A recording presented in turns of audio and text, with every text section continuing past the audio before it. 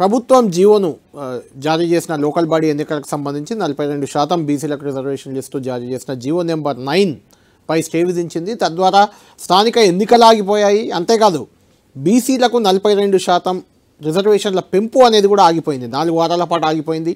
తర్వాత ఏం జరగబోతుంది అనేది ఖచ్చితంగా ఇంట్రెస్టింగ్ ఫ్యాక్టర్.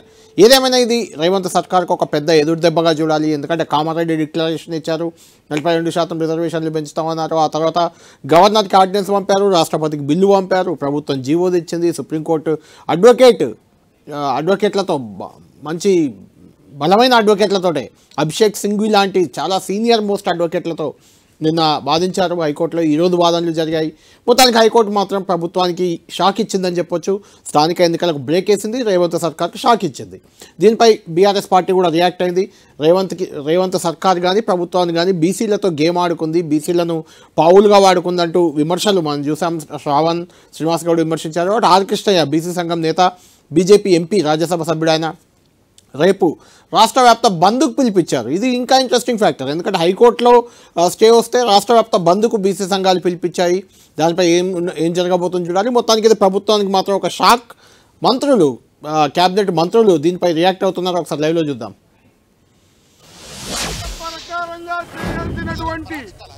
అన్ని అంశాలని కూడా ఎక్కడ కూడా భూతద్దం పెట్టి చూసి ఎక్కడ ఇబ్బంది కావద్దు అనే ఉద్దేశంతో బిల్లులు పాస్ చేయడం కానీ మిగతా ఇతరత్ర అంపెరికల్ డాటా మీద ఈ రోజు తీసుకొచ్చి మేము హైకోర్టులో స్టే ఇచ్చే విధంగా ఉంది అని తెలిసి ఇది విధించకూడదు, మా దగ్గర ఇంత డాటా ఉందని చెప్పిన తర్వాత కూడా ఈ రోజు స్టే విధించి బీసీల నోటి కాడి ముద్దను గుంజాలని ప్రయత్నం చేసేటువంటి సందర్భం చాలా శోచనీయమని తెలియజేస్తా ఉన్నా. ఇప్పటికీ ఆగలేదు. పార్టీ స్టాండ్ 42% బీసీలకు అయితే రిజర్వేషన్ ఇస్తామని చెప్పామో ఆ దాంట్లో వెనక్కిపోయే పరిస్థితే లేదు. ఈరోజు ఖచ్చితంగా కేబినెట్ గాని ముఖ్యమంత్రి గారు కూర్చొని 42% ప్రకారంగా ఇస్తామన్నాం, కట్టుబడి ఉన్నాం, కట్టుబడి ఉంటాం. రేపు రాబోయే రోజుల్లో మొత్తం డీటెయిల్స్ వచ్చిన తర్వాత ఏ విధంగా ప్రణాళిక ఏర్పాటు చేసుకోవాలనే ఆలోచనతో ఉన్నాం. కాబట్టి బీసీ బిడ్డలు ఎవరు కూడా ధైర్యపడాల్సిన అవసరం లేదు. ఎవరు ఎన్ని కామెంట్ చేసినా కూడా అధైర్యపడాల్సిన అవసరం లేదు. బీసీలకు, బడుగు బలహీన వర్గాలకు, ఎస్సీ ఎస్టీ మైనార్టీలకు, అగ్రవర్ణాల పేదలకు కాంగ్రెస్ పార్టీ మాట ఇస్తే ఎన్ని ఇబ్బందులు తలపెట్టినా కూడా గతంలో తెలంగాణ ఇస్తామని ఏ విధంగా ఎన్ని అడ్డంకులు వచ్చినా ఇచ్చామో ఈరోజు 42% రిజర్వేషన్ కూడా ఇంకెన్ని అడ్డంకులు వచ్చినా కూడా అదే 47% కాంగ్రెస్ పార్టీ కట్టుబడి ఉంది అన్నమాట మరొకసారి తెలియజేస్తా ఉన్నా. ధన్యవాదాలు. నోటికాడి ముద్దే రాత్రి మొత్తం డీటెయిల్స్ వచ్చిన తర్వాత రేపు మీడియంతో మాట్లాడతా. ఇంతమంది చెప్పినాం, స్పష్టంగా చెప్పినాం, రమ్మని చెప్పినాం, కోర్టు కూడా రమ్మని చెప్పినాం. అందరు కాకుండా ఇంప్లీడ్ కమ్మని కూడా చెప్పినాం. అందరినీ ఇంప్లీడ్ కండి. మీలో ఉన్నటువంటి మీ మనసులో ఏమి కల్మషం లేకపోతే బీఆర్ఎస్ కానీ బీజేపీ కానీ ఇంప్లీడ్ కండి, తెలవాలి.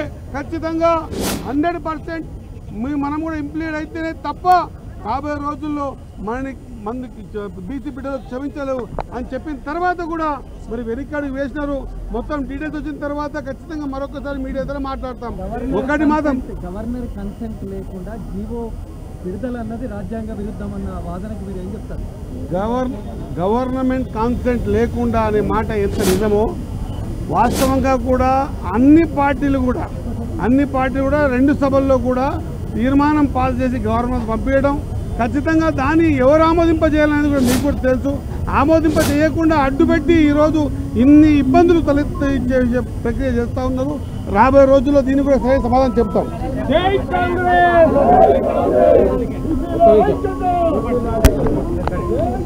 ప్రభుత్వం ఇప్పుడు సుప్రీంకోర్టును ఆశ్రయిస్తుందా?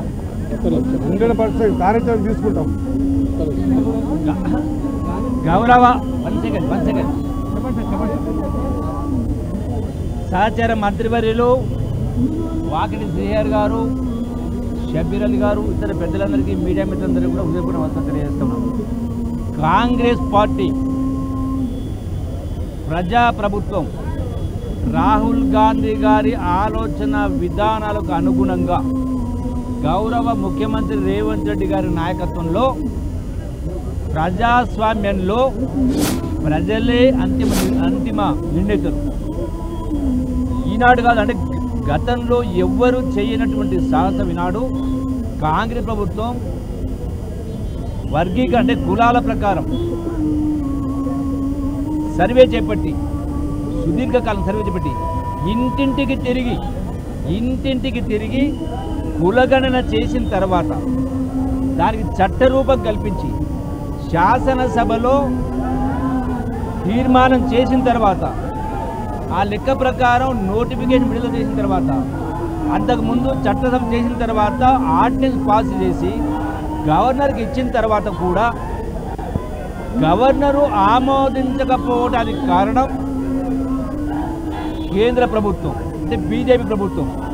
బీజేపీ బీఆర్ఎస్ రెండు ఒకటై ఈనాడు పేదల పక్షం బీసీలకు 42% రిజర్వేషన్ ఇవ్వాలని కట్టుబడి కాంగ్రెస్ ప్రభుత్వం చట్టం చేసి దాన్ని అమలు చేస్తూ నోటిఫికేషన్ ఇచ్చిన తర్వాత కూడా ఇప్పుడు బీఆర్ఎస్ బీజేపీ కుమ్మక్కై కోర్టులో కేసేసి స్టే తీసుకొచ్చే ప్రయత్నం చేసింది ఇక్కడ ఒకటి. రెండవది అక్కడనేమో చట్టం పాస్ చేసిన తర్వాత ఆర్డినెన్స్ ఇచ్చిన తర్వాత గవర్నర్ ద్వారా రాష్ట్రపతికి పంపించే కమిటీ అక్కడ అడ్డుకునే కార్యక్రమం చేసింది బీజేపీ ప్రభుత్వం. బీజేపీ బీఆర్ఎస్ కేసేసింది చేయించింది బీఆర్ఎస్, అక్కడ ఆమోదించకపోయింది బీజేపీ. ఈ రెండు ఒకటై ఒకవైపున బీసీల ఓట్లు కావాలి, కానీ బీసీలకు న్యాయబద్ధంగా సమాజంలో జనాభా ప్రాతిపదికన ఎవరి హక్కు వాళ్ళకి రావాలి. భాగీదారి అన్నాడు, అందుకే రాహుల్ గాంధీ గారు లేకపోతే రావాలా అంటే కాంగ్రెస్ పార్టీ 42% బీసీలకు వాళ్ళని కట్టుబడి ఉంది. ఈ రోజున స్టే వచ్చింది, కానీ కారణాలు చెప్పలే. ఇంకా 3 గంటలు కావచ్చు. ఏం చేయాలనే ఖచ్చితంగా కాంగ్రెస్ పార్టీ 42% కట్టుబడి ఉంది. తదుపరి కార్యాచరణ ఈరోజు గౌరవ ముఖ్యమంత్రి గారి నాయకత్వంలో నిర్ణయం తీసుకోవడం జరుగుతుంది, ఆలోచించడం జరుగుతుంది. ఒకటి మాత్రం నిజం, 100% బీసీలకు న్యాయం జరగాలి, 42% రావాలనే దానికే కాంగ్రెస్ పార్టీ కట్టుబడి ఉంది. దీనికి మొత్తం కుట్ర చేసింది, మొత్తం కూడా కేసులు వేయించింది బీఆర్ ప్రభుత్వం. అక్కడ గవర్నర్ కానీ రాష్ట్రపతి నుంచి ఆమోదం రాకుండా ఉండేది బీజేపీ.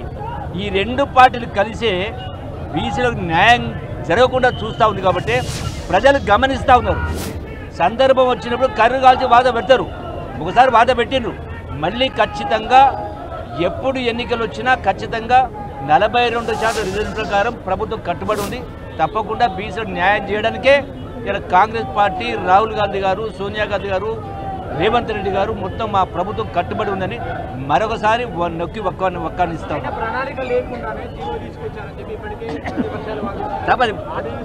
ప్రణాళిక లేకుండానేది తప్పు, శుద్ధ తప్పు.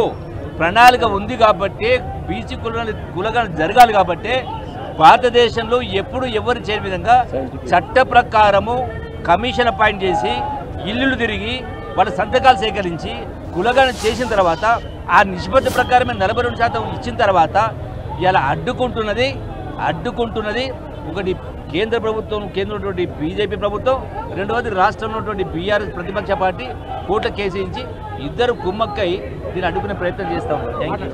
మీరు మళ్ళీ పాత రిజర్వేషన్ల ప్రకారం ఎన్నికలకు వెళ్తారా? ఇప్పుడు ఈ కొత్త రిజర్వేషన్ ఏం చేస్తామనేది గౌరవ ముఖ్యమంత్రి 42% పక్క. ఇప్పుడే మా సోదరులు జూపల్లి కృష్ణరావు గారు మరి సిఆర్ గారు చెప్పినట్టు ఈ రిజర్వేషన్కు అడ్డంగా వచ్చింది Bharatiya Janata party and TRS. మిత్రులారా, మీరు ఇప్పటి నుంచి అడుగుతున్నారు, మీకు దశ దిశ లేకుండానే మీరు జీవో ఇచ్చినారు, అది తప్పు. మేము అసెంబ్లీలో 2 సార్లు బిల్ పాస్ చేసినాం, క్యాబినెట్లో చేసి ఫస్ట్ బిల్ ఏం పెట్టినాము, 9th షెడ్యూల్లో మాకు చేర్చి మాకు రిజర్వేషన్ పెంచండి. మాకు బీసీ కమిషన్ నుంచి ఉన్న రిపోర్ట్, మా సర్వే రిపోర్ట్ ప్రకారంగా బీసీల సంఖ్య 56% ఉంది, మాకు పెంచే అవకాశం ఇవ్వండి అంటే అది పార్లమెంట్లో రానియకు అడ్డుపెట్టది ఎవరు? భారతీయ జనతా పార్టీ. రెండోసారి ఇది 9th షెడ్యూల్లో చేస్తలేరు కాబట్టి మళ్ళా ఈ పంచాయత్ రాజ్ యాక్ట్ 18కు అమెండ్మెంట్ చేసి 18 ప్లస్లో రీప్లేస్ చేసి 25 యాక్ట్ తీసుకొచ్చినాం.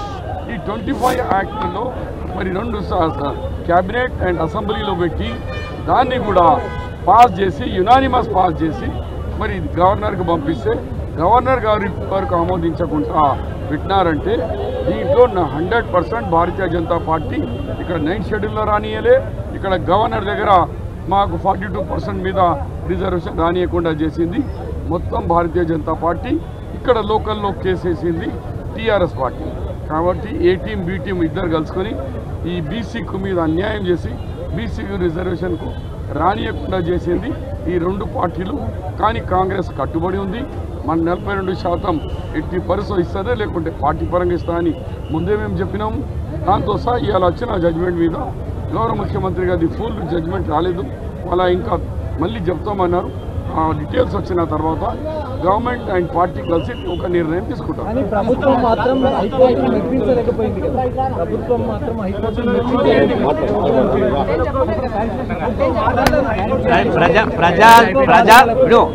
ప్రజాస్వామ్యంలో గౌరవించాల్సిన బాధ్యత ప్రభుత్వం. తెలంగాణ రాష్ట్ర ప్రభుత్వం కాంగ్రెస్ ప్రభుత్వం గౌరవించింది, కేంద్ర ప్రభుత్వం ప్రజాస్వామ్యం గౌరవించకుండా కాలరాసే కార్యక్రమం చేస్తూ ఉంది. చట్టం కల్పించాలా, వాళ్ళ బాధ్యత.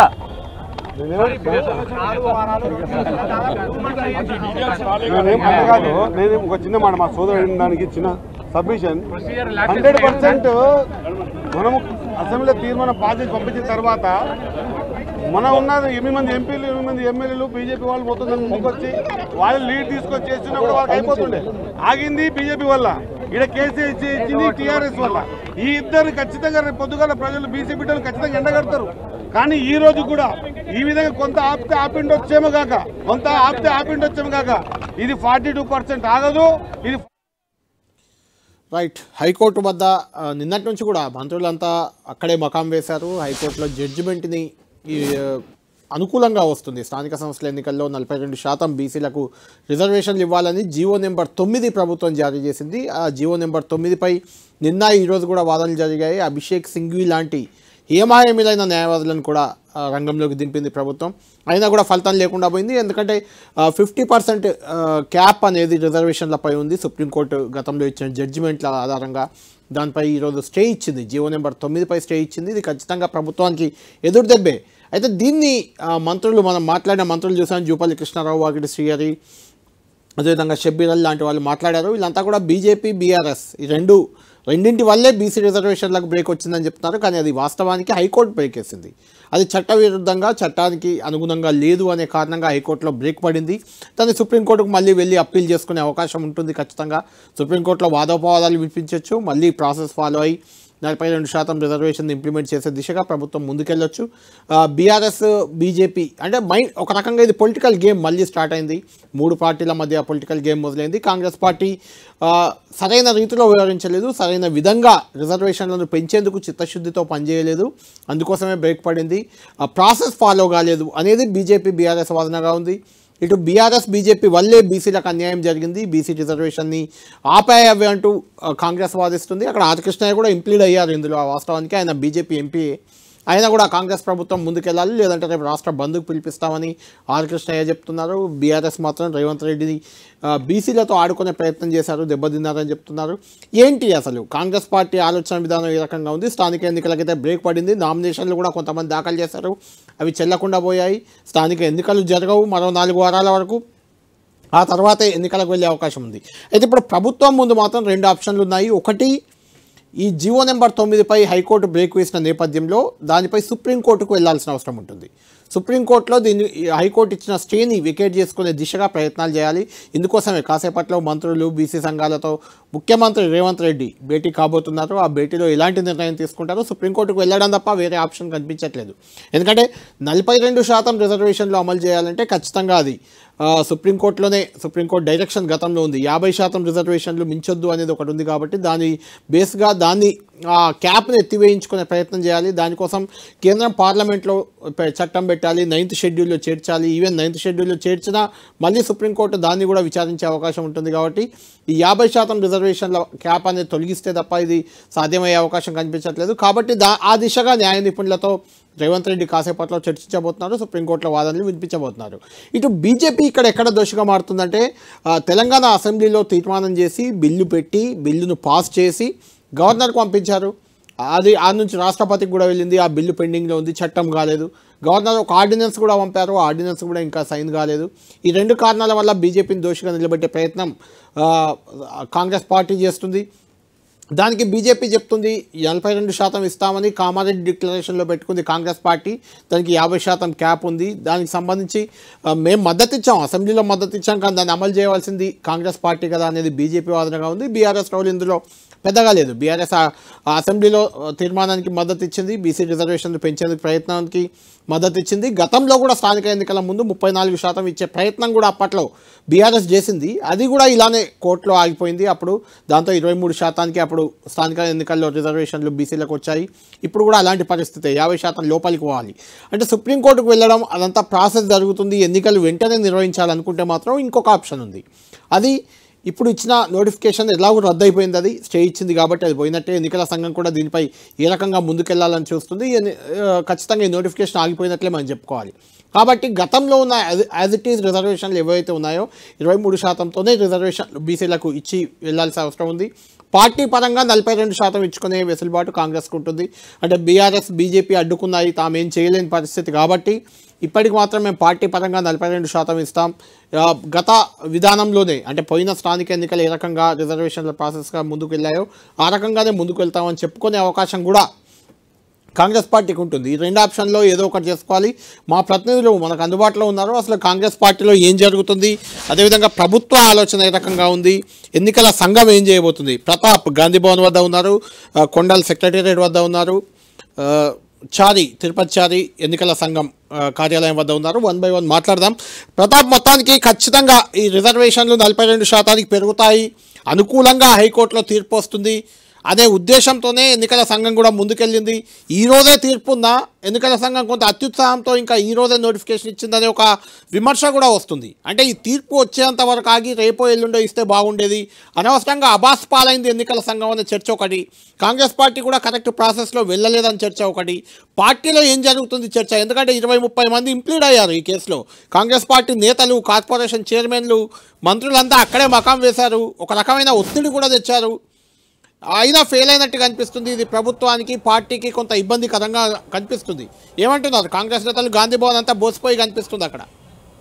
ఎస్ కళ్యాణ్, ఖచ్చితంగా బీసీ రిజర్వేషన్లకు సంబంధించి కాంగ్రెస్ పార్టీ చాలా పెద్ద హోప్స్ అయితే పెట్టుకుందని చెప్పుకోవచ్చు. ఖచ్చితంగా 42% రిజర్వేషన్లు సాధిస్తామని చెప్పేసి గట్టి నమ్మకంతో మంత్రులతో కానీ ముఖ్యమైన నేతలంతా పీసీసీ చీఫ్తో పాటు అందరూ కూడా గట్టి ధీమా వ్యక్తం చేసిన పరిస్థితి. ఎందుకు ఇప్పటివరకు జరిగిన ఇయరింగ్స్ కానీ ఇప్పటివరకు జరిగిన ప్రాసెస్ అంతా కూడా చాలా లీగల్గా వెళ్ళాం, చాలా పద్ధతి ప్రకారంగా వెళ్ళామని చెప్పేసి కూడా చెప్తూ వచ్చిన పరిస్థితి ఉంది. నిన్న ఇయరింగ్స్ జరిగిన సందర్భంగా కూడా హైకోర్టు కూడా నిన్న అంటే ఈరోజే నోటిఫికేషన్ వస్తున్న సందర్భాన్ని గుర్తు చేసినప్పటికీ కూడా నిన్న స్టే ఇవ్వకపోవడం తోటి ఖచ్చితంగా ఎన్నికలకు జరుగుతాయి, ఎన్నికలకు వెళ్తాం 42% రిజర్వేషన్ తోటి అనే ధీమాన్ని కూడా వ్యక్తం చేసిన పరిస్థితి. ఇదే నిన్న గాంధీ భవన్లో కూడా మంత్రులు పొన్నం ప్రభాకర్ కానీ, వాక్టే శ్రీహరి కానీ, పీసీసీ చీఫ్ కానీ అందరూ కూడా నిన్న ఇక్కడనే భేటీ కావడం జరిగింది. ఏ ప్లేస్లో భేటీ అవుతూ కూడా ఖచ్చితంగా ఈరోజు ఉదయం నుంచి కూడా ఎన్నికల నామినేషన్లు ప్రక్రియను స్టార్ట్ చేయాలని చెప్పేసి భావించారు. ఈరోజు ఉదయం కూడా జూమ్ మీటింగ్ కూడా ఏర్పాటు చేసుకోవడం జరిగింది. జూమ్ మీటింగ్లో కూడా ఇన్ఛార్జ్ మీనాక్షి నటరాజన్తో పాటు పీసీసీ చీఫ్ మహేష్ కుమార్ గౌడ్, అదేవిధంగా డీసీసీ అధ్యక్షులు, అదేవిధంగా సీఎం రేవంత్ రెడ్డి కూడా ఇందులో పార్టిసిపేట్ చేసిన పరిస్థితి ఉంది. ఖచ్చితంగా ఎన్నికలను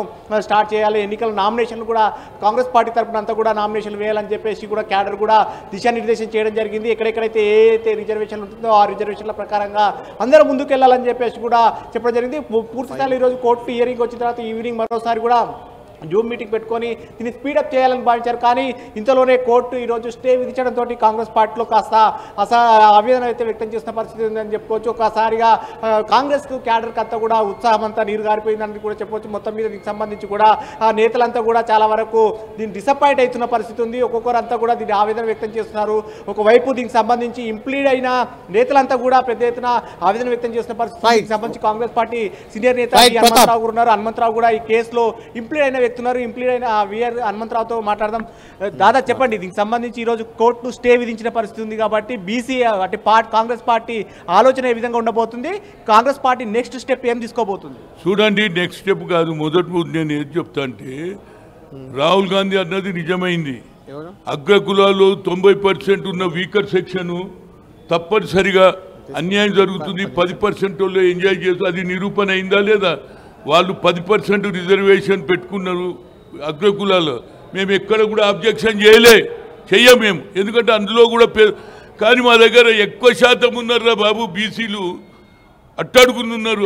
మీ ప్రభుత్వం ఫెయిల్యూర్ అయిందా దీన్ని వినిపించడంలో కానీ, దీన్ని కోర్టు ముందు ఉంచడంలో కానీ? ప్రభుత్వం ఫెయిలియర్ కాదండి, చిత్తశుద్ధి లేదు, ఎవరికి లేదు. అంటే ఏదైతే అగ్రకులాలో ఎంతసేపటికి మమ్మల్ని అనగదొక్కాలనే చూస్తారు, వాళ్ళకు న్యాయం జరగాలి.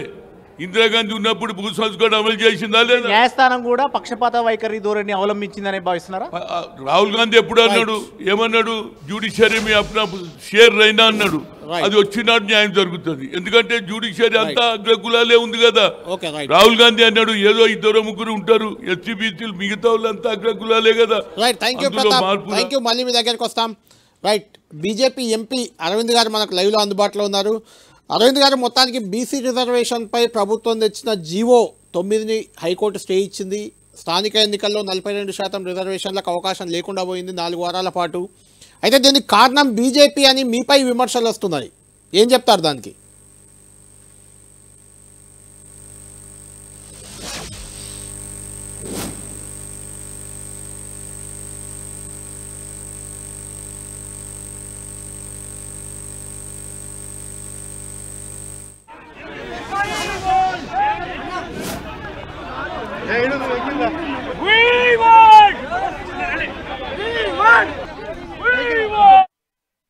నువ్వు ఒక కమిటీ వేసుకున్నావు, 2 సంవత్సరాలు కమిటీ టైం తీసుకొని నీకు రిపోర్ట్ ఇచ్చింది. ఆ రిపోర్ట్ లా కేసీఆర్ అనేవాడు పచ్చి దొంగ కరప్షన్ చేసిండు అని స్పష్టంగా ఉన్నది. ఈ కార్ రేసులో కేటీఆర్ మీద ఏం యాక్షన్ తీసుకోకపోతివి, కాళేశ్వరం మీద కేసీఆర్ మీద తీసుకోకపోతివి. నువ్వు అపోజిషన్ లో ఉన్నప్పుడే జిఎస్టీ స్కామ్ ఉన్నది టానిక్ లా అని సంతోషరావు మీద పడుతుంది. నువ్వు ఇలా కవిత రిజిగ్నేషన్ చేసి 45 రోజులు దాటిందో 2 నెలలు అవుతుందో స్పీకర్ ఫార్మాట్లా నీకు కవిత గారికి ఏంది దోస్తానా, యాక్సెప్టెన్స్ ఎందుకు అయితే లేదు రిజిగ్నేషను? ఇవన్నీ కప్పిపుచ్చుకోవడానికి నువ్వు ఆడుతున్న దొంగ నాటకం బీసీల ఆత్మగౌరవంతో ఆడినవు. నీ పార్టీకి తమిళనాడు రిజర్వేషన్ పెంచుకున్నప్పుడు తమిళనాడు రాష్ట్రానికి జయలలిత కేంద్రంలో ప్రభుత్వం అవుతుందండి. నీకు బీసీల మీద ప్రేమ ఎందుకు పుట్టుకొచ్చిందండి? నువ్వు 80 ఏళ్ళల్లా దాదాపు 78 సంవత్సరాలల్లా ఒక్క ముఖ్యమంత్రిని చేయకపోతే ఉమ్మడి ఆంధ్రప్రదేశ్లో నీ పార్టీ ఇవాళ ఎందుకండి? నువ్వు చేస్తున్న దరిద్ర పాలన, దద్దమ్మ పాలన, నువ్వు కల్వకుట్ల కుటుంబంతో చేసుకున్న ములాఖాతు, వాళ్ళ మీద యాక్షన్ తీసుకోకపోవడం, ఈ కేసుల కాళేశ్వరం మీద, ఈ కార్ మీద, ఫోన్ ట్యాపింగ్ మీద, కవిత రిజిగ్నేషన్ మీద, సంతోషరావు మీద, ఇవన్నీ కప్పిపుచ్చుకోవడానికి ప్రజలని ఎట్లా వంచినో ఎలక్షన్లలో దొంగ వాగ్దానాలు చేసి ఇవన్నిటితోటి డైవర్ట్ చేసుకోవడానికి బీసీల ఆత్మగౌరవంతో ఆడిన ఆట రేవంత్ది. దీంట్లో చిత్తశుద్ధి లేదు కాబట్టి ఎన్ని రాష్ట్రాలు పంపినాయండి ఇప్పటి వరకు? ఎన్ని రాష్ట్రాలు పంపినాయి? మస్తు పంపినాయి. నువ్వు సుప్రీంకోర్టుకి వ్యతిరేకంగా నువ్వు తీసుకొస్తా అంటే ఎట్లయితుందండి? జయలలితకి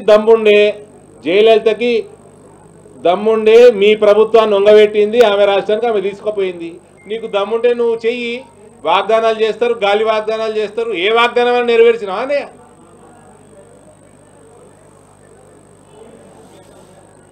అంటే అరవింద్ గారు, ఇప్పుడు ఈ ఎన్నికలు వాయిదా పడడం వల్ల గ్రామ పంచాయతీలు, మండల వ్యవస్థ, జడ్పీ చైర్మన్లు ఎవ్వరూ లేక, నిధులు రాక, కేంద్రం నిధులు కూడా ఆగిపోయినాయి. ఎవరు 4 వారాలు ఎవరు డిలే చేసారు? మేం చేసినామా? ఎవరు చేసారు డిలే? నీకు చేతగాని పాలన, నీకు చేతగాని ప్రామిసులు నువ్వు చేసుకున్నావు. అవి ఇంప్లిమెంట్ చేసుకోకుండా మా మీద ఎందుకండి బురదల్లుడు? మేము చేసుకున్న వాగ్దానాలు మేమందరం నెరవేర్చినాము. అంటే ఇప్పుడు 42% రిజర్వేషన్ పెరుగుతుందా పెరగదా అసలు ఆప్షన్ ఉందా లేదా మీరు ఏం చెప్తారు? కోర్టుని అడగాలి సార్, సుప్రీంకోర్టుని అడుగురు, హైకోర్టుని అడుగురు, మీరు వాళ్ళని అడుగురు, నన్ను అడుగుతారు. అంటే మీరు చేసిర్రు వాగ్దానం, మీరు కోర్టు జడ్జిమెంట్ ఖిలాఫ్ చేసిర్రు వాగ్దానం, మీరు చెప్పాలి జవాబు. మమ్మల్ని అడిగితే ఎట్లా చెప్తాం? అంటే 42% పెరిగిన తర్వాతే ఎన్నికలు నిర్వహిస్తామని కాంగ్రెస్ పార్టీ చెప్తుంది. ఆయన చేయా ఎవడొద్దన్నాడు? నీ చేతనేం చేయి, నీకు ఎంత దమ్మున్నదో చూద్దాం. అన్నాడు జైలు అంతా దమ్ముండే తెచ్చుకున్నదని చెప్తున్నా కదా నేను. నీకు దమ్ముంటేనే కూడా తెచ్చుకో. అంటే బీజేపీని దోషిగా నిలబెట్టే ప్రయత్నం. అరే బీజేపీ దోషి ఎట్లయితుందండి? బీజేపీ చేసిన వాగ్దానమా అండి? మాకు అజెండా ఉంటది, మా పార్టీకి అజెండా ఉంటది, మా ప్రభుత్వానికి అజెండా ఉంటది, మా అజెండా ప్రకారం మేము పోతా ఉంటాం. నీ అజెండా కోసం నువ్వు చేసిన వాగ్దానాలన్నీ ఒక్కటి నెరవేర్చకపోతే నువ్వు కేసీఆర్ కుటుంబంతో ములాఖాత్ అయితే మేమెట్లా రెస్పాన్సిబుల్ అవుతామండి? అవన్నీ కప్పిపుచ్చుకోవడానికి, డైవర్ట్ చేయడానికి ఇది తీసుకొస్తే ముందరికి మేమెట్లా రెస్పాన్సిబుల్ అవుతామండి? ఇప్పుడు ఈ విషయంలో బీజేపీ కూడా ఇంప్లీడ్ కావాలి, మాతో కలిసి రావాలి అని ఒక డిమాండ్ కూడా వస్తుంది కాంగ్రెస్ నేతల నుంచి, కాంగ్రెస్ మంత్రుల నుంచి కూడా. కాంగ్రెస్ వాళ్ళు మస్తు మరుగుతారండి, అందరికి మేము ఆన్సర్ ఇచ్చి కూడా తిరగాలి. రైట్, ఫైనల్ గా చెప్పండి అరవింద్ గారు. చేసిన వాగ్దానాలు ఏవా? ఇక్కడ సూర్యుడు అక్కడ ఓడిస్తే పొడిచినా సరే, ఇంకేమైనా చేసినా సరే 4000 పెన్షన్ ఇస్తానడు, ఏమైందా? బోనస్ ఇస్తానడు, ఏమైందా? రైతులకి, ఎన్ఆర్ఐలకు వాగ్దానాలు ఏమైనాయి? యువతకు వాగ్దానాలు ఏమైనాయి? నీ కాళేశ్వరం కమిటీ రిపోర్ట్ మీద కేసీఆర్ లోపల ఎందుకు ఎత్తలేవు? ఈ కార్ల కేటీఆర్ ఎందుకు లోపల వేస్తలేవు? కవిత రిజిగ్నేషన్ ఎందుకు యాక్సెప్ట్ చేస్తలేవు? సంతోషరావు మీద యాక్షన్ ఏది? నీ ఫోన్ ట్యాపింగ్ మీద యాక్షన్ ఏది? ఏంది ములాఖాతు? మీ ఛానల్ ఎందుకు చూపిస్తలేవు? 3 నెలలు 4 నెలలు సిబిఐ కవితని అరెస్ట్ చేయడం లేట్ చేస్తే బీజేపీ మీద ఎగబడ్డారు కదా మీ ఛానల్ అన్ని. రేవంత్ మీద ఎగబడ్డారు ఇప్పుడు, మరి 2 నెలలు అవుతుంది. మరి ఏంది ములాఖాతు? కుటుంబానికి రేవంత్కి ఏంది ములాఖాతు?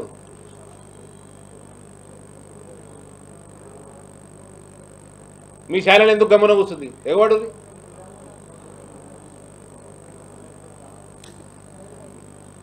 రైట్, అరవింద్ గారు ఫైనల్ గా చెప్పండి, ఈ ఎన్నికలు 42% అయ్యాకే చేయాలంటారా? ముందు ఎన్నికలు పెట్టి ముందు గ్రామాల్లోకి వెళ్తే బెటర్ అంటారా? ఎప్పుడు ఎన్నిక అయితే నేను ఎప్పుడు జడ్పీ చైర్మన్ బీజేపీని కూర్చోబెడదామని నేను వెయిట్ చేస్తున్నా. Okay, right, thank you Arvind గారు.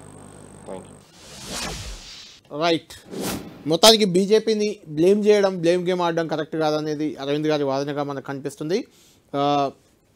కొండల్ సెక్రటేరియట్ నుంచి మా ప్రతినిధి కొండల్ అందుబాటులో ఉన్నారు. కొండల్, ఏంటి ఇప్పుడు ప్రభుత్వం ఏం చేయబోతుంది?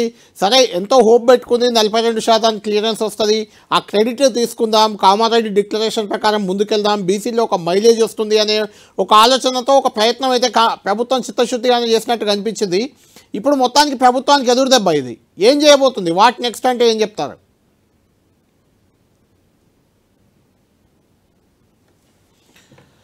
రైట్, ఎన్నికల సంఘం వద్ద మా ప్రతినిధి చారి అందుబాటులో ఉన్నారు. చారి, ఇప్పుడు ఏం చేయబోతుంది ఎన్నికల సంఘం? కొత్తగా నోటిఫికేషన్ ఇస్తుందా? పాత రిజర్వేషన్ల ప్రకారం ముందుకెళ్తుందా? లేదంటే సుప్రీంకోర్టులో 4 వారాలు గడువు ఉంది, హైకోర్టు ఇచ్చింది, 4 వారాలు ఇక్కడ ఆగుతుందా? లేకుంటే సుప్రీంకోర్టుకు వెళ్ళి నిర్ణయం తీసుకోబోతుందా? ఎన్నికల సంఘం ఎలాంటి రోల్ ప్లే చేయబోతుంది ఇప్పుడు? మొత్తానికైతే తెలంగాణలో స్థానిక సంస్థల ఎన్నికలకు సంబంధించిన విషయంలో ఇప్పుడు డోలయానమానంలో పరిస్థితులు పడింది. ఇటు ఎన్నికల విషయంలో ఎలాంటి నిర్ణయం తీసుకోవాలనే దానిపైన ఒకవైపు హైకోర్టు ఇచ్చిన ఉత్తర్వుల స్టే ఆర్డర్ కాపీ వచ్చిన తర్వాతనే, దాన్ని పరిశీలించిన తర్వాతనే మేము ఒక నిర్ణయం తీసుకుంటామని ఎన్నికల సంఘం చెప్తోంది. అయితే ఎన్నికల సంఘం ఎలాంటి నిర్ణయం తీసుకుంటుంది అనేది ఇప్పుడు ఆసక్తికరంగా మారింది. మరి కాసేపట్లో దీనిపైన ఒక నిర్ణయం వెలువరించే అవకాశం ఉంది. అయితే ఇప్పటికే 42% రిజర్వేషన్ల కోసం అని చెప్పేసి ఎన్నికల సంఘం కసరత్తు చేసి దాని ప్రకారమే ఎన్నికల నోటిఫికేషన్లు విడుదల చేసింది, షెడ్యూల్ విడుదల చేసింది. అయినప్పటికీ ఇప్పుడు ఒకవేళ ఈ స్టే వస్తే ఏ విధంగా ముందుకు వెళ్ళాలని దానిపై కూడా ప్రిపేర్ అయ్యి ఉంది. అయితే గతంలో ఏదైతే 2011 జనాభా లెక్కల ప్రకారంగా ఖచ్చితంగా మేము ఎన్నికలు నిర్వహించేందుకు సిద్ధంగా ఉన్నామంటూ కూడా గతంలో ప్రభుత్వానికి తెలిపింది. ఈ ప్రకారంగా ముందుకు వెళ్తుందా లేకపోతే స్టే ఆర్డర్ను పరిశీలించిన తర్వాత నిర్ణయం తీసుకుంటుందా అనేది వేచి చూడాలి. అయితే దీనికి ప్రభుత్వం కూడా సహకారం అధికారం ఉంటే తప్ప రాష్ట్రంలో ఎన్నికలు నిర్వహించే పరిస్థితి లేదు. ఖచ్చితంగా ఒకవైపు ప్రభుత్వంతో దీనిపైన చర్చలు జరిపిన తర్వాత ఎన్నికల సంఘం ఒక నిర్ణయం తీసుకునే అవకాశం కనిపిస్తుంది. అయితే ఎన్నికల సంఘం గతంలో అయితే ఇట్లాంటి స్టే విధించినప్పుడు ఖచ్చితంగా ఎన్నికలను నిర్వహించకుండా వాయిదా వేసింది, తర్వాత తిరిగి ఎన్నికలను నిర్వహించింది. అలాంటి పరిస్థితి ఇప్పుడు ఏర్పడింది. కాబట్టి ఈ ఎన్నికలను నిర్వహించే అవకాశం కొంత తక్కువగానే ఉందని చెప్పుకోవచ్చు మనం. Kalyan, right, thank you Chari. Kondal secretariat నుంచి అందుబాటులో ఉన్నారు మనకు. కొండల్, ప్రభుత్వం చాలా ప్రతిష్టాత్మకంగా తీసుకుంది. 42% రిజర్వేషన్లు ఇస్తాం, బీసీలకు ఇచ్చి తీరుతాం, కామారెడ్డి డిక్లరేషన్ ప్రకారం అని చెప్పింది. ఎన్నికలకు కూడా నోటిఫికేషన్ జారీ అయింది, షెడ్యూల్ వచ్చేసింది, నోటిఫికేషన్ కూడా ఈరోజు వచ్చింది. ఎన్నికలు అయిపోతాయి ఇక 42%తో అనే రకంగా ప్రభుత్వం యావత్తు ఒక ఫీల్ క్రియేట్ చేసింది. ఇప్పుడు చూస్తే స్టే ఇచ్చింది జీవో నెంబర్ 9 పై. ఏంటి ఇది? ప్రభుత్వానికి కొంచెం ఎదురు దెబ్బగా కనిపిస్తుంది. ఏం చేయబోతుంది ఇప్పుడు ప్రభుత్వం? సుప్రీంకోర్టుకు వెళ్తుందా? 4 వారాలు ఇక్కడే ఆగి గడువు తీసుకొని 4 వారాలకు మళ్ళీ కౌంటర్ అఫిడవిట్ దాఖలు చేయబోతుందా? లేదంటే పాత రిజర్వేషన్ల ప్రకారం మళ్ళీ ఎన్నికల నిర్వహణకు ముందుకెళ్తుందా? ఏం చేయబోతుందంటే ఏం చెప్తారు? ఎగ్జాక్ట్లీ, ప్రభుత్వం అయితే ఎలక్షన్లకు వెళ్ళాలన్నది చాలా పట్టుదలగా ఉంది. దాంట్లో కూడా కామారెడ్డి డిక్లరేషన్ ప్రకారంగా ఇచ్చిన మాట ప్రకారం 42% రిజర్వేషన్ కల్పించి వెళ్ళాలన్న హామీని నిలబెట్టుకుంటే ముందుకెళ్ళిన పరిస్థితి. ఈరోజు 2 రోజులు కూడా హైకోర్టులో చాలా బలమైన వాదనలు వినిపించామని ప్రభుత్వం భావిస్తుంది. ఎందుకంటే నిన్ననే దీనికి తుది తీర్పు వచ్చేది. నిన్న బలమైన వాదనలు వినిపించిన నేపథ్యంలో ఈ రోజుకు వాయిదా పడ్డది. ఈరోజు కూడా అదే స్థాయిలో బలమైన వాదనలు వినిపించాం అని చెప్పి ప్రస్తుతానికైతే ప్రభుత్వం భావిస్తుంది. అయితే దీంట్లో స్టే విధించిన నేపథ్యంలో మరో 4 వారాలు టైం ఉంది. ఈ 4 వారాల్లో మరింత సమస్య సమాచారంతో అఫిడవిట్ ప్రభుత్వం దాఖలు చేయబోతుంది. దీంట్లో భాగంగానే మరికొద్దిసేపట్లో సీఎం రెసిడెన్సీలో మీటింగ్, కీలకమైన సమావేశం జరగబోతుంది. ఏ విధంగా ముందుకెళ్దాం? ఇప్పుడు కోర్టు స్టే ఇచ్చిన నేపథ్యం ఉంది. ఒకవేళ తీర్పు ప్రతికూలంగా వచ్చినట్టయితే సుప్రీంకోర్టుకు వెళ్ళే యోచనలో ప్రభుత్వం ఉన్నది. అయితే ఇప్పుడు ప్రస్తుతానికి బ్రేక్ మాత్రమే పడింది. కాబట్టి ఈ స్టే ఇచ్చిన నేపథ్యంలో ఎలా ముందుకెళ్లాలి, రేపటి నుంచి ఫర్దర్గా ఎలాంటి స్టెప్ తీసుకోవాలి ప్రభుత్వం అన్నది ఆలోచనతో పాటు ముఖ్యంగా న్యాయ నిపుణులే అనుకోండి, సహచార మంత్రులతోని సీఎం రేవంత్ రెడ్డి చర్చించబోతున్నారు. ఒక కీలక నిర్ణయం కూడా తీసుకోబోతున్నారు. ఇక రెండో అంశానికి వస్తే ఖచ్చితంగా ప్రభుత్వం తరపు నుంచి మాత్రం చాలా బలమైన వాదనలు వినిపించామన్నదే ప్రభుత్వం భావిస్తుంది. కులగణన మొదటి నుంచి మొదలుకుంటే నిన్నటి జీవో వరకు, ఈరోజు హైకోర్టులో ఇచ్చిన స్టే వరకు చూసుకుంటే ప్రభుత్వం మాత్రం ఎక్కడ కూడా దీన్ని నిర్లక్ష్యం చేసినట్టు లేదు. పూర్తి స్థాయిలో ఎఫర్ట్స్ పెట్టిందన్నది ప్రభుత్వం భావిస్తుంది. దీనిలో భాగంగానే ట్రిపుల్ టెస్ట్కి సంబంధించి ఫాలో అయ్యింది. హైకోర్టు సూచనలే అనుకోండి, గతంలో వచ్చిన సుప్రీంకోర్టు సూచనలే అనుకోండి, వీటన్నిటి నేపథ్యంలో ట్రిపుల్ టెస్ట్ ఏదవుతుంది?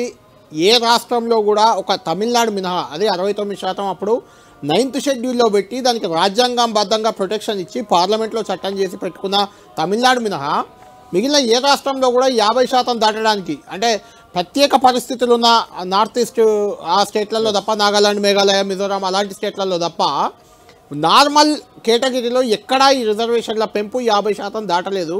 కాబట్టి ఇప్పుడు కూడా దాటదు, మేము మొదటి నుంచి చెప్తూనే ఉన్నామని కొంతమంది బీఆర్ఎస్ నేతలు కానీ, బీజేపీ నేతలు కానీ, కొంతమంది న్యాయ నిపుణులు కానీ వాళ్ళు చెప్తున్నారు. అదే జరిగింది, ఇది ముందే తెలుసు ప్రభుత్వానికి అంటున్నారు. దానికేం చెప్తారు?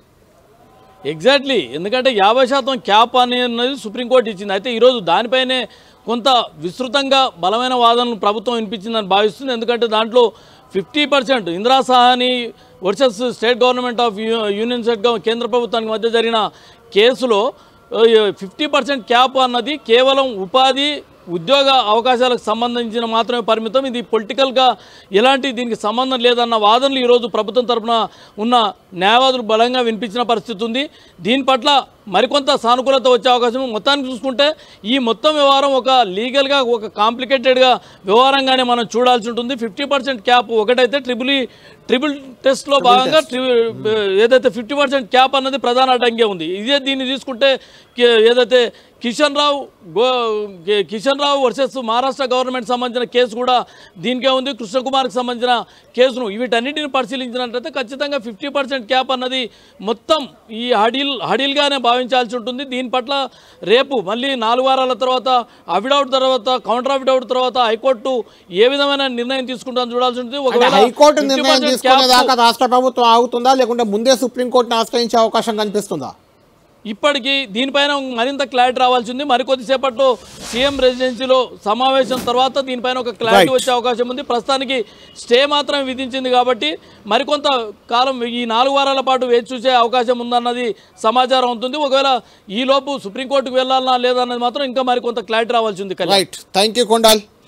మొత్తానికి ప్రభుత్వం ఎంతో ప్రతిష్టాత్మకంగా 42% రిజర్వేషన్లను చాలా అగ్రెసివ్గా ముందుకు తీసుకెళ్ళింది, చేయాల్సిన ప్రయత్నాలన్నీ చేసింది. అయితే బేసిక్గా 50% క్యాప్ అనేది దీనికి అడ్డంకిగా మారింది. రిజర్వేషన్లు 50%కి మించి ఉండకూడదు అనేది గతంలో ఒక సుప్రీంకోర్టు జడ్జిమెంట్ ఉంది. ఇదేం రాజ్యాంగంలో ఎక్కడ లేకపోయినా సుప్రీంకోర్టు ఇది జడ్జిమెంట్ ఇచ్చింది. అందరికీ సమాన అవకాశాలు ఉండాలి అంటే 50% వరకే రిజర్వేషన్లు ఉండాలి, మిగిలిన 50% ఓపెన్ టు ఆల్, అందులో ఎవరైనా రావచ్చు, general, SC, ST, BC whatever ఎవరైనా రావచ్చు అనేది ఒక సుప్రీంకోర్టు జడ్జిమెంట్. గతంలో 2-3 జడ్జిమెంట్లు ఉన్నాయి. కాబట్టి వాటి బేస్డ్గా ఇప్పుడు మళ్ళొక్కసారి తెలంగాణ ప్రభుత్వం తీసుకొచ్చిన ఈ 42% బీసీ రిజర్వేషన్ల పెంపుకు అదే హడిల్గా మారినాయి ఆ తీర్పులే. దీనికి సంబంధించి మాతో మాట్లాడేందుకు అద్దంకి దయాకర్, కాంగ్రెస్ పార్టీ ఎమ్మెల్సీ, ఆయన న్యాయవాది కూడా, కొంచెం చదివారు, న్యాయవాద వృత్తిలో లేకపోయినా ఎల్ఎల్బి చేశారు. అద్దంకి దయాకర్ గారు, ఏంటిది ప్రభుత్వానికి చాలా పెద్ద ఎదురు దెబ్బగా కనిపిస్తుంది, అయిపోయింది ఇక వచ్చేసింది 42%, బీసీలు మొత్తం స్థానిక ఎన్నికల్లో అంతా బీసీలే కనబడబోతున్నారు రేపటి నుంచి అనే ఒక రకమైన పిక్చర్ చాలా రోజుల నుంచి ఆ పిక్చర్ కనిపిస్తుంది. ఈవెన్ ఈరోజు ఉదయం హైకోర్టు జడ్జిమెంట్ మధ్యాహ్నం ఉందని తెలిసి కూడా ఉదయం ఎన్నికల సంఘం నోటిఫికేషన్ ఇచ్చింది, నామినేషన్లు కూడా స్టార్ట్ అయ్యాయి. ఇది కొంచెం ఎదురు దెబ్బగా కనిపించట్లేదా మీకు? ఎదురు దెబ్బ కాదు, స్టే దేనికోసం ఇచ్చిందో కూడా ఇంకా మన వాళ్ళకి ఇంకేం తెలియలేదు. జీవో నెంబర్ 9 ఇచ్చింది క్లియర్ గా. జీవో నెంబర్ దేని బేస్ గా, దేన్ని బేస్ చేసుకొని స్టే ఇచ్చింది అనే దాని దగ్గర జీవో నెంబర్ 9 కు స్టే ఇచ్చింది, కానీ దేని బేస్ చేసుకొని ఇచ్చింది అనేది కూడా రావాలి.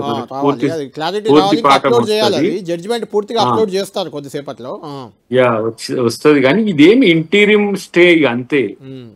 2 వారాలు 4 వారాలకు సంబంధించిన అంశం. 4 వారాల తర్వాత కూడా మళ్ళా పిటిషనర్స్ కు 2 వారాలు ఉంటది. ఏదేమైనా దీనికి అంటే క్లియరెన్స్, హైకోర్టు క్లియరెన్స్ ఇస్తుంది అని అనుకున్నారు. ఎందుకంటే అభిషేక్ సింఘ్వి లాంటి ఏమీ లేని అడ్వకేట్లను తెచ్చారు. ఆయన గంటకు 25 లక్షలు 30 లక్షలు వసూలు చేస్తారు. చాలా న్యాయ నిపుణుడు. ఆయన ఆర్గ్యుమెంట్ను ఇప్పుడు కోర్టు ఏకీభవించలేదు అన్నట్టు అయింది కదా. వాటెవర్ ఎందుకు స్టే ఇచ్చింది ఏంటి ఇంకా తెలుస్తుంది. ఇది ఏంటంటే దేశంలోనే ఇదొక చారిత్రాత్మకమైన తీర్పు అవుతుంది. అంతిమ విజయం ప్రభుత్వానికి అవుతుంది. ఇది తాత్కాలికమైన అంశాలన్నిటి కూడా అవి ఇవి అడ్డంకులు పెట్టి వాళ్ళు ఫాలో కావాలి కదా. జడ్జెస్ కూడా వీళ్ళు చెప్పే వాటిని మళ్ళీ రీట్రేట్ చేసుకోవాలి కదా. చెప్పిన వాటికి ఏంటి, ఇప్పుడు మేము చెప్పే అంశాల్లో రాజ్యాంగబద్ధత ఏమున్నది, పిటిషనర్లు వేసిన వాదనలో రాజ్యాంగబద్ధత ఏమున్నది అనేది సరిచూసుకోవడానికి కూడా సమయం పడుతుంది. మాకు కూడా ఎవరెవరు ఏ కోణం నుంచి వస్తున్నారు, ఎట్లా దాన్ని వర్కౌట్ చేసుకొని దీన్ని కౌంటర్స్ క్రియేట్ చేస్తున్నారు అనే దాన్ని కూడా మాకు కూడా సమయం దొరికినట్టే కదా. సో ఇప్పుడు నామినేషన్ చేసిన విషయంలో ఇప్పుడు ఎలక్షన్ కమిషన్ తీర్పును బట్టి నిర్ణయం తీసుకుంటుంది. ఇప్పుడు ఈ స్టే తీర్పు ఉన్నది కదా, ఇంటీరియం స్టే, దానికి సంబంధించి దీన్ని కంటిన్యూ చేయాలన్నా లేకపోతే ఇప్పుడు వరకు తాత్కాలికంగా పోస్ట్ పోన్ చేయాలన్నా, వాయిదా వేయాలన్నా అనేది ఎలక్షన్ కమిషన్ తీసుకుంటది. కానీ ఇది ప్రభుత్వానికి ఎదురు దెబ్బ, చెంప దెబ్బ, ఎట్లాంటి దెబ్బ కాదు. ఇది బీసీలకు ఒక మంచి మలుపు లాంటిది. ఇది అభ్యంతరాలను మాత్రమే వెలిబుచ్చగలిగింది కానీ అడ్డుకోవడానికి ఎంత మేరకు వాళ్ళకి సాధ్యమయ్యే పరిస్థితి కాదు. ఇప్పుడు దీంట్లో బీజేపీ బీఆర్ఎస్ స్టాండ్ కూడా మీకు ఇమీడియట్ గా తెలుస్తూనే ఉంటుంది. మీరు ఒక్క నిమిషం లైన్ లో ఉండండి.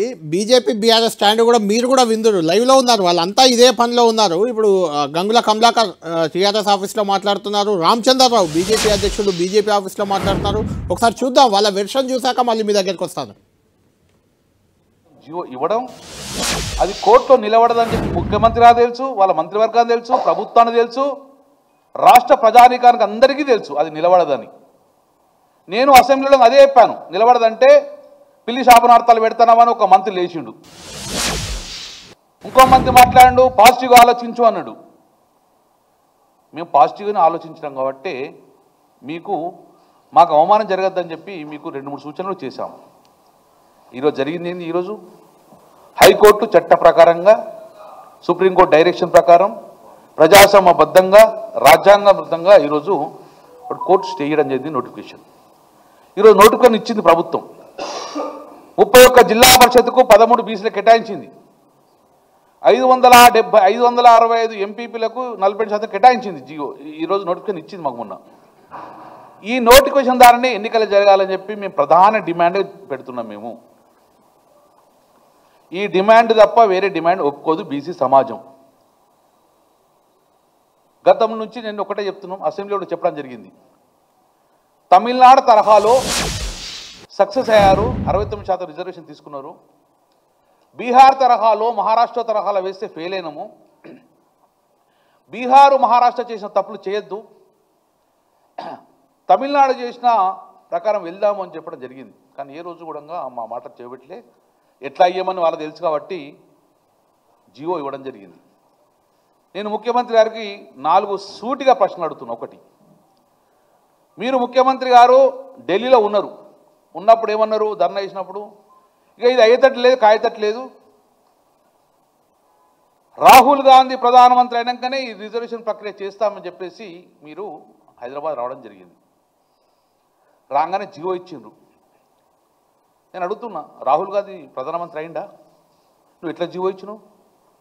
రాహుల్ గాంధీ ప్రధానమంత్రి అయిన తర్వాతనే ఈ జియో 40% వీళ్ళకు చట్టబద్ధత చేస్తా, అప్పుడే రిజర్వేషన్ల ప్రక్రియ జరుగుతుందని చెప్పేసి నువ్వు మరి రాగానే జియో ఇచ్చినావు కదా. రాహుల్ గాంధీ ప్రధానమంత్రి కాలే కదా, అంటే జియో ఇస్తే చెల్లదని మీకు కూడా తెలుసు కదా. జియో ఇవ్వడంలో అర్థమైంది అంటే మమ్మల్ని మోసం చేసింది కదా. సూటి ఒకటే ప్రశ్న అడుగుతున్నావు. రెండో ప్రశ్న, మళ్ళీ చిట్చాట్లో మాట్లాడి రేవంత్ రెడ్డి గారు ఏమని మాట్లాడారు? స్థానిక సంస్థలలో బీసీకి రిజర్వేషన్ రావాలంటే అది సుప్రీంకోర్టుతో కొట్లాడవలసి వస్తుంది. ఇది కొట్లాడిన తర్వాతనే సుప్రీంకోర్టు సాధించిన తర్వాతనే 42% బీసీ రిజర్వేషన్ నేను చట్టబద్ధత కల్పిస్తా అని చెప్పేసి ఢిల్లీలో చిట్చాట్లో చెప్పడం జరిగింది. పెద్ద హెడ్లైన్స్ రావడం జరిగింది. ఆ రోజు రాత్రే హైదరాబాద్ వచ్చారు, తెల్లారే మీరు జియో వేయడం జరిగింది. మీరు ఆ రోజు ఒక రోజు తర్వాతనే జియో వేయడం జరగడం వల్ల మళ్ళీ ఏమనుకున్నది? ఇది ఈ జియో ఎట్లా నిలబడది, మళ్ళొక్కసారి వీళ్ళ గొంతులు వద్దాం, గద్దెనెక్కినాం, కామన్ డిక్లరేషన్ చేసుకున్నాం, ఇక నా ముఖ్యమంత్రి పదవి దిగుతుందా, వీళ్ళు గద్దెనెక్కినాం, వీళ్ళ గొంతు కొత్త సరిపోద్ది అని చెప్పేసి చెల్లని జియో ఇవ్వడం జరిగింది. నెంబర్ 3, తమిళనాడు తరహాలో రిజర్వేషన్ల కోసము ఆ రోజు కూడా సేమ్ ఇలాగే 2-3 సార్లు జియో ఇవ్వడం వలన కోర్టులు కొట్టేసినప్పుడు జయలలిత గారు మళ్ళీ నేను సూటిగా ప్రజానికి చెప్తున్నాను, జయలలిత గారు ఆ రోజు కూడా ఆలోచించి ఈ జియోల ద్వారా కొట్టేస్తుంది, రాష్ట్ర ప్రభుత్వానికి అధికారం లేదు, ఈరోజు సుప్రీంకోర్టు డైరెక్షన్ ఉన్నది, జడ్జిమెంట్ ఉన్నది కాబట్టి దీనికి ఎక్కడైతే మందు ఉన్నదో ఆ మందే కనుక్కుందని చెప్పేసి 1992లో మొత్తం అసెంబ్లీలో ఉన్న ఎమ్మెల్యేలు అందరినీ తీసుకొని జయలలిత ముఖ్యమంత్రి గారు, ఆమె టైపు రైటరు, ఆమె వంట మనిషి, ఆమె కూర్చునే సీటు, ఆమె పిఏలు దఫ్తర్లు మొత్తం తీసుకొని ఢిల్లీలో కూర్చుంది. ఎవరితోటి? ప్రతిపక్ష ఎమ్మెల్యేలతోటి, అధికారులతో పోయి ఆ రోజు పివి నరసింహారావు గారి ఆఫీస్ ముందు కూర్చొని ఒకటే డిమాండ్ పెట్టింది. మా అసెంబ్లీలో తీర్మానం చేసుకున్నాము, న్యాయపరంగా మా కులగన చేసినాము, పివి నరసింహారావు గారు మాకు ఒకవేళ గిట్ట ఈ 42% ఈ యొక్క 69% మాకు బీసీ రిజర్వేషన్ ఇవ్వకపోతే నేను తమిళనాడు పోను, ఢిల్లీ పీఠం నుంచి కదలా, పివి నరసింహారావు గారి ఇంటి ముందు కూర్చుంటా అని చెప్పి భీష్మించుకో కూర్చుండే కాదు, వాళ్ళ మంత్రివర్గం మొత్తం అక్కడే ఉంది. ఏమన్నది? నా పరిపాలన ఇక్కడ నుంచి ఇక్కడే, నా వంట ఇక్కడే, నా దర్యాప్తు నా దఫ్తరంతా ఇక్కడే, మా అధికారులు మా మంత్రులు ఇక్కడే ఉంటారని చెప్పేసి డిమాండ్ పెట్టింది. కదలలే. ప్రభుత్వం దిగొచ్చింది, ప్రధానమంత్రిగా దిగొచ్చింది పివి నరసింహారావు గారు. ఆ రోజు 94లో క్యాబినెట్ నిర్ణయం చేసుకొని పార్లమెంట్లో బిల్లు పెట్టి పార్లమెంట్లో రాజ్యాంగం 9లో మొత్తానికి రాష్ట్ర ప్రభుత్వం బీసీ రిజర్వేషన్లను పెంచే విషయంలో చిత్తశుద్ధితో వ్యవహరించలేదు, కేవలం బీసీలను మభ్యపెట్టింది, అవమానించిందంటూ బీఆర్ఎస్ మాజీ మంత్రి కరీంనగర్ ఎమ్మెల్యే గంగుల కమలాకర్ అంటున్నారు. రామచంద్రరావు బీజేపీ కార్యాలయంలో కూడా దీనిపై ఆయన రియాక్ట్ అవుతున్నారు. ఆయన ఏమంటున్నారో చూద్దాం. భారతీయ జనతా పార్టీ ప్రభుత్వం సుప్రీంకోర్టులో కొట్లాడుతున్నది, ఈరోజు కొట్లాడుతున్నది, ఈరోజు ఉన్నది పోస్టింగ్ ఉన్నది, ఈ రోజే ఉన్నది అది సుప్రీంకోర్టులో. మీకు కావాలంటే కేసు వివరాలు ఇస్తాను. 57% ఈరోజు మధ్యప్రదేశ్ రిజర్వేషన్లు ఇస్తే అక్కడ కూడా హైకోర్టు ఇదే విధంగా స్టే అనే రకమైనటువంటి ఒక చేస్తే దాన్ని సుప్రీంకోర్టు ట్రాన్స్ఫర్ అయింది. సుప్రీంకోర్టులో దాని మీద మధ్యప్రదేశ్ ప్రభుత్వం అది 57% మాకు కావాలని చెప్పేసి ఈరోజు సుప్రీంకోర్టులో వాదిస్తూ ఉన్నారు దాని మీద. కాబట్టి మీరు సిద్ధం ఉన్నామని చెప్తున్నారు కదా. మీడియా మిత్రులందరూ ఊకే మీరే అడుగుతూ ఉంటారు, మేము చెప్తూ ఉంటాము. కాళేశ్వరం మీద 2 ఏళ్ళు టైంపాస్ చేసిండు, ఒక ఇది వేసిండు కదా, కమిటీ వేసిండు, రిపోర్ట్ ఇచ్చింది. రైట్, చాలా ఇష్యూస్ ఉన్నప్పటికీ వాటిని డైవర్ట్ చేసేయడానికి బీసీ రిజర్వేషన్లు అనే దాన్ని ప్రభుత్వం తెరపైకి తెచ్చింది. అసలు ఇది 50% క్యాప్ అనేది కేంద్రం చేతిలో ఉంటుంది, పార్లమెంట్లో పెట్టాలి. ఆ తర్వాత 9th షెడ్యూల్లో పెట్టినప్పుడే దానికి కొంత ప్రొటెక్షన్ ఉంటుంది. లేదంటే రాష్ట్రాలు 50% మించి రిజర్వేషన్ ఇవ్వడం సాధ్యం కాదు అనే వెర్షన్ అటు బీజేపీ ఇటు బీఆర్ఎస్ కూడా చెప్తున్నాయి. ఆ రకంగా కరెక్ట్ ప్రాసెస్లో వెళ్ళలేదు. గతంలో జయలలిత తమిళనాడులో ప్రస్తుతం 69% రిజర్వేషన్ అమలవుతుంది. అప్పుడు జయలలిత ఢిల్లీకి వెళ్ళి మకాం వేసి అక్కడే ఉండి అప్పటి కాంగ్రెస్ ప్రభుత్వంపైనే ఒత్తిడి తెచ్చామే రిజర్వేషన్లు పెంచుకోగలిగారు. కేంద్ర ప్రభుత్వంపై ఒత్తిడి తెచ్చి ఆ ప్రయత్నం రేవంత్ రెడ్డి చేయలేదు. అది మొత్తానికి ఇది రాజకీయ వివాదంగా మారింది. పార్టీలు ఒకరిపై ఒకరు విమర్శలు చేసుకుంటున్న పరిస్థితి. దీనికి సంబంధించి అద్దంకి దయాకర్ కాంగ్రెస్ ఎమ్మెల్సీ మనకు లైవ్లో అందుబాటులో ఉన్నారు. అద్దంకి దయాకర్తో మనం కంటిన్యూ చేద్దాం. దయాకర్ గారు విన్నాం కదా, అంటే మీపై ప్రధాన ఆరోపణ మీరు చిత్తశుద్ధితో పనిచేయలేదు, ఇది కేంద్రం చేయాల్సిన పని అని మీకు తెలిసినా బీసీలను మభ్యపెట్టేందుకు ఇదంతా డ్రామా ఆడారు, ఇదంతా ఒక హై డ్రామా, లేదంటే రేవంత్ రెడ్డి ఢిల్లీకి ధర్నాకి వెళ్ళి రాహుల్ గాంధీ ప్రధాని అయ్యాకైనా తెచ్చుకుంటామని ఎందుకంటారు? ఇలాంటి విమర్శలు మీపై వస్తున్నాయి. మరి ఇక ఏంది బీజేపీ గడ్డి విక్తుందా? మీ వీడియో రావట్లేదు దయాకర్ గారు. వస్తుంది కానీ బీజేపీ ఏం చేస్తుంది మరి? ఇప్పుడు కాంగ్రెస్ ప్రభుత్వం ఇక్కడ చేసింది, బీజేపీ ఏం చేస్తుంది అంటున్నా. బీజేపీ చేసే పని బీజేపీ చేయదు. ఫిబ్రవరిలో వాళ్ళకి ఇచ్చినాము, ఫిబ్రవరి నుంచి అక్టోబర్ వరకు లేకుండా ఇంకా తగుదునమ్మా అని. ఇంతకుముందే దయాకర్ గారు ఇంతకుముందే అరవింద్ గారు కూడా లైవ్లో మాట్లాడారు నాతో ఇప్పుడే జస్ట్ మీ ముందు.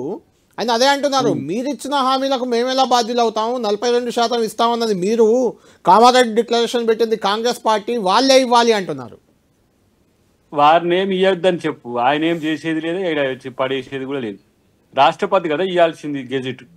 మరి మీరెలా హామీ ఇచ్చారు, మీరెలా జీవో ఇచ్చారు? అలాంటప్పుడు మేమేలా హామీ, రాష్ట్ర ప్రభుత్వ పరిధిలోని అంశం అది. మరి అందరికీ మేము చేసే కొట్లాటతో 29 రాష్ట్రాలకు స్థానిక సంస్థల్లో రిజర్వేషన్లు ఇస్తుందా బీజేపీ? తలకాయ ఉండదు, తలాతోక ఉండదు వాళ్ళ మాటలకు. అసలు వాళ్ళకు చేసి అసలు అడ్డంకి పడ్డదే ఇప్పుడు బీజేపీ. దానికి బీఆర్ఎస్ సంతోషపడుతుంది. బీజేపీ బీఆర్ఎస్ వేరు కాదు కదా. ఎలసన్నాయన ఒక్క మాటలు మాట్లాడతారు హరీష్ రావు, కేటీఆర్, ఇటు రామచంద్రరావు, అరవింద్, ఎల్లయ్య, మల్లయ్య, పుల్లయ్యలంతా ఏం చేస్తారు? 6 నెలలు మరి ఢిల్లీకి తీసుకుపోయినా కదా మేము కూడా ఒత్తిడి తెస్తానికి. ఎందుకు రాలే? ఇంట్లో వండుకోవడం, ముచ్చట్లు చెప్పడం, వీరికి ఇది తెలిసింది. మేమే కష్టపడి బిల్లు దానికి పోయి ఆడ కొట్లాడుతుంటే ఇల్లు పోయాం బస్ భవన్ల కాడ ముట్టడని చేరుతారు. ఈ కథలన్నీ ఎవరికి తెలియదు. కాబట్టి ఇలా బీసీ ప్రజలంతా కూడా గమనిస్తున్నారు, ఎవరు బీసీల కొరకు రిజర్వేషన్ తేవాలని కొట్లాడుతున్నారు, ఎవరు వారిని అడ్డుకోవడానికి చేస్తున్నారు. గింత ఐసత్ ఉన్నది వీళ్ళకి. ఇప్పుడు ఈ అడ్వకేట్లకి ఇదంతా కూడా ఎవరు దీని వెనుక ఉన్నది? ఎవరు? బీజేపీ బీఆర్ఎస్ ఉండరా? ఇప్పుడు కొన్ని పిల్స్ ఉంటాయి. ఇంత పెద్ద ఎత్తున చర్చ జరిగిందా? ఇంత డీటెయిల్గా చర్చ జరిగిందా? డీటెయిల్గా చర్చకు కూడా సమాధానం ఇస్తే స్టే వచ్చింది. స్టే వెనుక ఏం జరిగింది అనేది కూడా రేపు తెలుస్తుంది. కాబట్టి ఈ బీజేపీ బీఆర్ఎస్ ఇలాంటి బీసీ వ్యతిరేక పార్టీలతో రాష్ట్రానికి కాదు దేశానికి కూడా ఒరిగేది ఏం లేదు. ఇది రాష్ట్రం ఇష్యూనేం కాదు, రేపు దేశంలో కూడా ఈ పోరాటం రాహుల్ గాంధీ గారు చేయబోతున్నారు. అందుకనే ఇక్కడ రేవంత్ రెడ్డి గారిని సక్సెస్ కాకుండా చేస్తే వాళ్ళు ఎంజాయ్ చేయొచ్చు అనుకుంటారు. ఎక్కడికి ఆగదు అది.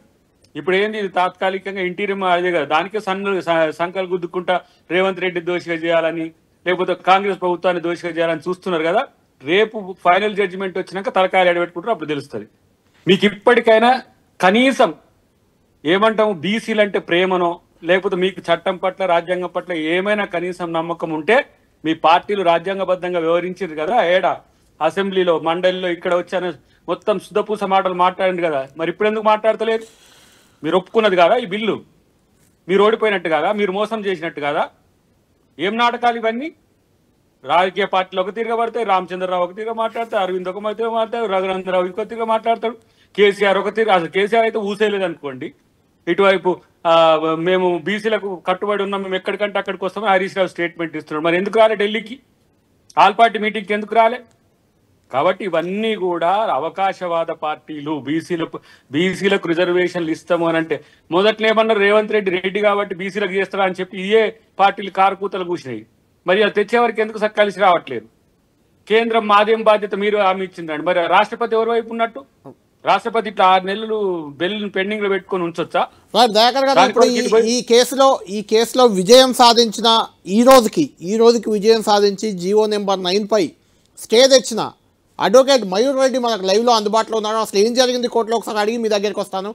మయూర్ రెడ్డి గారు, ఈరోజు మీరు స్టే తేగలిగారు. అభిషేక్ సింఘ్వి లాంటి సుప్రీంకోర్టు అడ్వకేట్ వచ్చి వాదించినా కూడా దీనిలో విజయం మీకే దక్కింది. ఏంటి, కారణం ఏంటి? ఈ స్టే రావడానికి ప్రధానంగా దోహదపడ్డ అంశాలు ఏంటి? ఎలా స్టే తెచ్చారంటే ఏం చెప్తారు?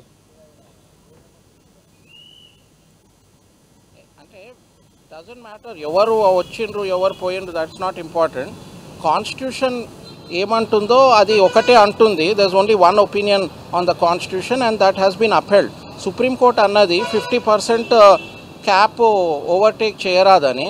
ఇప్పుడు స్టేట్ ఏమో 67% ఇంప్లిమెంట్ చేయడం వలన కోర్టు దాని మీద స్టే ఇచ్చింది, stay of all further proceedings. అంతే. అంటే దేని మీద స్టే వచ్చిందంటే ఏం చెప్తారు? స్టే జీవో నెంబర్ 9 పై ఇచ్చింది, కానీ గ్రౌండ్ ఏంటి? పెయిన్ గ్రౌండ్ ఏంటి స్టేకి? స్టే గ్రౌండ్ ఏంటంటే సుప్రీంకోర్టు ఎన్నో జడ్జ్మెంట్స్లో, కృష్ణమూర్తి నుంచి అన్ని జడ్జ్మెంట్స్లో లోకల్ బాడీ ఎలక్షన్స్లో 50% reservation, vertical reservation SC ST బీసీలకు క్రాస్ చేయరాదని అన్నారు. ద సేమ్ థింగ్ మేము ఇప్పుడు కోర్టులో చెప్పాము. దట్ హ్యాస్ ద కోర్ట్ దాన్ని అప్రిషియేట్ చేసి స్టే ఇచ్చారు ఫర్ ద టైమ్ బీయింగ్. అంటే మయూర్ రెడ్డి గారు ఇక్కడ ఒక పాయింట్ ఉంది, 73, 74 అమెండ్మెంట్లు ఏదైతే ఉందో అందులో రాష్ట్ర ప్రభుత్వాలకే రిజర్వేషన్లు పెంచుకునే హక్కు ఇచ్చారు అని ఒకటి. రెండోది మీరు చెప్తున్నట్టే 1992 మండల్ కమిషన్ అప్పుడు జడ్జిమెంట్లో కొన్ని ప్రత్యేక పరిస్థితుల్లో రిజర్వేషన్లు పెంచుకోవచ్చు అనేది కూడా ఒక క్లాజ్ ఉంది కదా? అవును, చెయ్యొచ్చు, కానీ క్యాప్ ఉన్నది దాని మీద. వర్టికల్ క్యాప్ ఉంది, లిమిట్ ఉంది 50%. ఆ 50% లిమిట్ ఓన్లీ ఎస్టీలకు, అది కూడా షెడ్యూల్డ్ ఏరియాస్కి ఇంద్రాస్వామి జడ్జ్మెంట్ ప్రకారము చేయొచ్చు. వేరే సిచ్యువేషన్స్లో ఓబీసీలకు బీసీలకు కూడా చేయరాదని సుప్రీంకోర్టు అన్నది. అదే ఈరోజు హైకోర్టు దాన్ని అప్రిషియేట్ చేసి స్టే ఇచ్చారు. అంటే తమిళనాడులో 69% ఉంది కాబట్టి ఇక్కడ కూడా వచ్చే అవకాశం ఉంది అని ఒక చర్చ జరిగింది కొద్దిగా. అంటే తమిళనాడు సిచ్యువేషన్ డిఫరెంట్ అండి. తమిళనాడుది ఒక లెజిస్లేషన్, అది 9th షెడ్యూల్లో పెట్టారు. 9th షెడ్యూల్ ఆఫ్ ద కాన్స్టిట్యూషన్లో జ్యుడిషియల్ రివ్యూ లేదు, కానీ దాని మీద కూడా సుప్రీంకోర్టులో కేసు ఉంది. అవును, రైట్. మయూర్ రెడ్డి గారు, అంటే ఇంత తెలిసి అందరికీ విషయం తెలుసు, ఇది ఓన్లీ 50% క్యాప్ అనేది ఉంది, అమలు కావు, 50% దాటితే కోర్టులు కొట్టేసే అవకాశం ఉందని తెలిసి కూడా ఎందుకు ప్రయత్నం చేసినట్టు ఆర్డినెన్స్ ఇచ్చారు, బిల్లు పెట్టారు, జీవో ఇచ్చారు? ఇదంతా ఎందుకు జరిగింది అనుకుంటున్నారు మీరు ఒక అడ్వకేట్గా? దాని గురించి నాకు చెప్పరాదండి. నేను ఓన్లీ అడ్వకేట్ని. రైట్. ఫైనల్ క్వశ్చన్, ఇప్పుడు వాట్ నెక్స్ట్ అంటే ఏం చెప్తారు? 4 వారాల గడువు విధించారు అంటే ఇప్పుడు ప్రభుత్వం సుప్రీంకోర్టుకు పోయే అవకాశం ఉంటుందా? లేకుంటే ఈరోజు ఎన్నికల నోటిఫికేషన్ వచ్చింది, ఆల్రెడీ నామినేషన్లు కూడా వేశారు, అది ఆగిపోయినట్టేనా?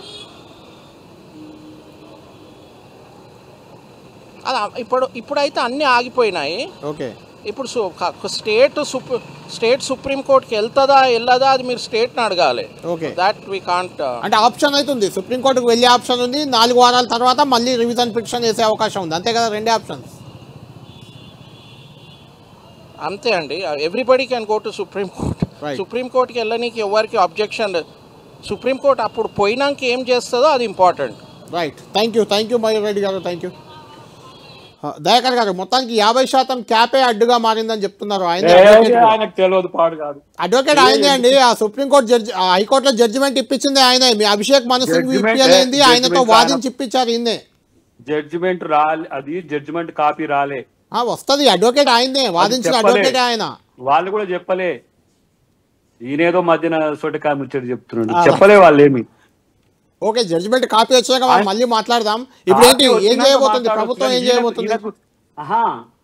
స్టే ఎందుకు ఇచ్చిండ్రో ఈ సోకాళ్ళు నువ్వు అన్న అడ్వకేట్ కి తెలియదు. మయూర్ రెడ్డి గారు చెప్తున్న ప్రకారం అయితే 50% క్యాప్ ఆయన వాదించిండు కాబట్టి చెప్పుకుంటాడు ఆయనకు అనుకూలంగా. స్టే ఇచ్చిన గ్రౌండ్ ఏందనేది కాదు దయాకర్, గ్రౌండ్ నిజమే కదా, 50% క్యాప్ ఉంది అన్నది నిజమే. ఇప్పుడు నువ్వు అడిగిన ప్రశ్నకు సమాధానం చెప్పిండు ఆయన. ఏమడిగినావు నువ్వు? తమిళనాడు కాదు, 73, 74 అమెండ్మెంట్స్ ఉన్నాయి. అవును, దాని ప్రకారం రాష్ట్రాలకు ఉంది, కానీ అది కూడా 50% లోబడే అనేది పాయింట్. తిక్కల ముచ్చటది. 50% మహిళలకు రిజర్వేషన్ ఇస్తారు. తెలుసుకోమని ఆయనను, అది తెలివి, ఇప్పుడు వాదించిన వాళ్ళ తెలివి అర్థమైందా? అది తెలియకపోతే తెలియదా, ఊకనే ఏదో వాళ్ళు ఎందుకు స్టే ఇచ్చిందో కూడా తెలియని పట్టుకొచ్చి విజయం సాధించిందని గఫాలు కొడుతున్నారు. మీరేం చేయబోతున్నారు? ఆయనకు తెలియదు, కోర్టుకు తెలియదు అనుకున్నాం. Going with 42% reservation, that's it. అది రేపు 2 వారాలు కానీ 4 వారాలు కానీ అది వచ్చేది మా వైపు వస్తుంది. వచ్చేదానికి దానికి పోరాటం ఉంటది. ఇట్లాంటి ఏదో మధ్యన ఆలయం చేసే స్థానిక సంస్థలు ఎన్నికల దట్స్ ఇట్. అది లేకుండా మేము పోమని చెప్పినాం. ఎన్నికలకు వెళ్ళరు, ఎన్నికలకు పోవాల్సిన అవసరం కూడా లేదు. మేము ఇచ్చి వాదా ఇచ్చి ఎట్లా ఓడిపోతాం? కానీ గ్రామ పంచాయతీల్లో పాపం పారిశుద్ధ్యం, చెత్త చెదారం అన్ని పేరుకుపోయి ఉంటున్నాయట. ఇక ఇప్పుడు ఇన్ని రోజులు లేదు, బీసీల కాడికి వచ్చేవరకు అన్ని వస్తాయి. రైట్, చూద్దాం దయాకర్ గారు, థ్యాంక్ యూ వెరీ మచ్. చూద్దాం, మొత్తానికి 42% రిజర్వేషన్లు అమలు చేసే లోకల్ బాడీ ఎన్నికలు పెడతామని దయాకర్ గారు అయితే ధీమా వ్యక్తం చేస్తున్నారు. ఏదేమైనా ఈ వ్యవహారం కొంత ఇబ్బందికరంగానే ఉంది. బీసీలకు ఖచ్చితంగా రిజర్వేషన్లు పెరుగుతాయని అంతా భావించారు, కానీ అది పెరిగే అవకాశానికి కొద్ది తాత్కాలికంగా అయితే స్టే వచ్చింది. భవిష్యత్తులో ఏం జరగబోతుంది ఏంటి అనేది చూడాలి. కంటిన్యూ చేద్దాం. అసలు ఈ వ్యవహారంపై ఏంటి నెక్స్ట్ ఫర్దర్ స్టెప్ ఏంటి కంటిన్యూ చేద్దాం.